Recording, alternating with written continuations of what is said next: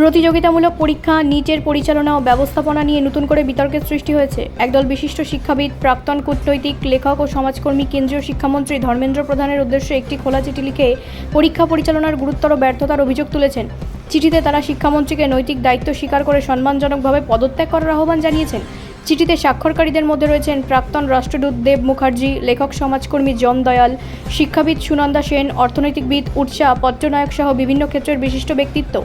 তাদের বক্তব্য, নিট পরীক্ষাকে ঘিরে বারবার যে অনিয়ম, প্রশ্ন ফাঁসের অভিযোগ, পরীক্ষা পরিচালনার ত্রুটি এবং স্বচ্ছতার অভাবের অভিযোগ উঠেছে তা দেশের উচ্চশিক্ষা ব্যবস্থার বিশ্বাসযোগ্যতাকে গভীরভাবে ক্ষতিগ্রস্ত করেছে।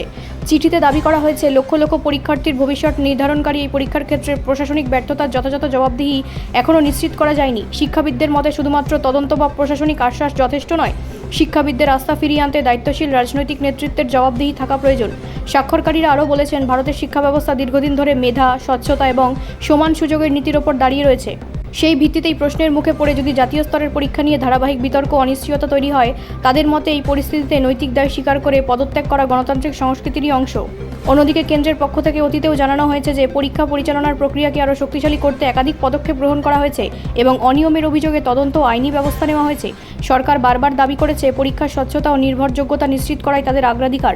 তবে বিরোধী রাজনৈতিক দল এবং শিক্ষাক্ষেত্রের একাংশের মতে শুধুমাত্র প্রশাসনিক সংস্কার যথেষ্ট নয়, ভবিষ্যতে এ ধরনের বিতর্ক এড়াতে পরীক্ষা পরিচালনার কাঠামো, জবাবদিহি ব্যবস্থা এবং প্রযুক্তি নিরাপত্তা আরও শক্তিশালী করা জরুরি। বিশেষজ্ঞদের মতে নিট সহ জাতীয় স্তরের প্রবেশিকা পরীক্ষাগুলির প্রতি সাধারণ মানুষের আস্থা অটুট রাখা দেশের শিক্ষা ব্যবস্থার জন্য অত্যন্ত গুরুত্বপূর্ণ। তাই এই বিতর্কের দ্রুত, স্বচ্ছ এবং বিশ্বাসযোগ্য সমাধান হওয়াই এখন সবচেয়ে বড় চ্যালেঞ্জ। ব্যুরো রিপোর্ট, রাষ্ট্রীয় প্রসার বাংলা।